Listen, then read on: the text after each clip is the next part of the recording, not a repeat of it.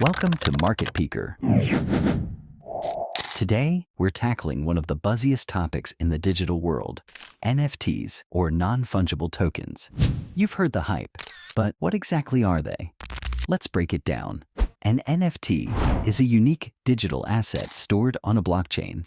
Unlike cryptocurrencies like Bitcoin or Ethereum, which are fungible, one Bitcoin equals another Bitcoin, NFTs are one of a kind. Think of them as digital collectibles that can represent anything from art and music to virtual real estate and more. Here's how it works.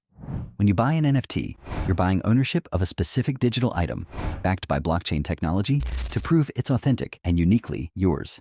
This proof of ownership is what makes NFTs revolutionary in the digital world. Why are they so popular?